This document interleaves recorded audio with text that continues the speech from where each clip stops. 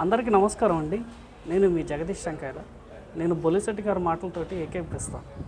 బొలిశెట్టి గారు వాస్తవాలే చెప్పారు, కానీ కొంతమంది ఆయన మాటల్ని తప్పుగా అర్థం చేసుకున్నారు. జనసేన పార్టీ కార్యకర్తలు వాళ్ళకి నేను ఒకటే చెప్తున్నా, ఆయన సారాంశం ఏంటంటే కలిసి పనిచేస్తాం కానీ బానిసత్వం చేయం.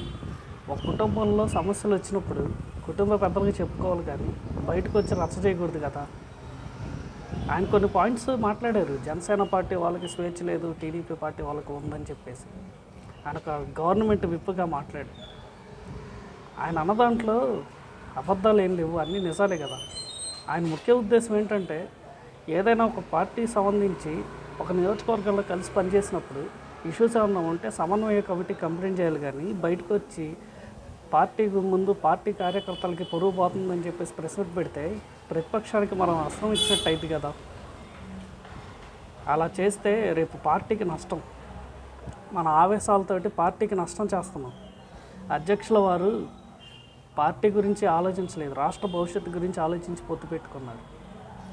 మనకి కొన్ని వందల గొడవలు ఉన్నప్పుడు ఖచ్చితంగా సమన్వయ కమిటీని ఏర్పాటు చేసుకొని దాని గురించి చర్చించాలి, కానీ ఇలా బయటకు వచ్చి రచ్చ చేస్తే కరెక్ట్ కాదు కదా అది. ఇంకోటి ఏంటంటే పిఠాపురం వర్మ గారి ఇంట్లో నారాయణ గారు మీటింగ్ పెట్టారు. ఆయన అందువల్ల పిఠాపురం నియోజకవర్గం పవన్ కళ్యాణ్ గారిది కాకుండా పోయిద్దా, వర్మ గారిది అయిద్దా? అన్నీ చూస్తున్నారు, కొన్ని నొప్పులు భరించాలి.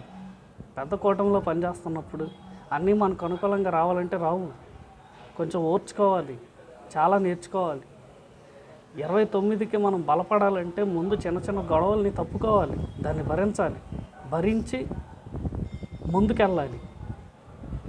ముందుకెళ్ళకుండా ప్రతిదానికి మాకు న్యాయం కావాలి, న్యాయం జరగట్లేదని కూర్చుంటే రాష్ట్ర అభివృద్ధి ముందుకెళ్ళదు కదా. ఈరోజు ఎంత అభివృద్ధి జరుగుతుంది? 3 పార్టీలు కలిసి ఉండడం వల్ల మన రాష్ట్రం అభివృద్ధి చెందుతుంది.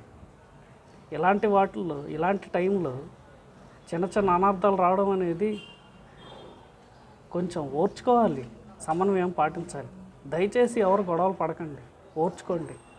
రాష్ట్ర భవిష్యత్తు బాగుంటుంది, మన పార్టీ కూడా బాగుంటుంది. Thank you.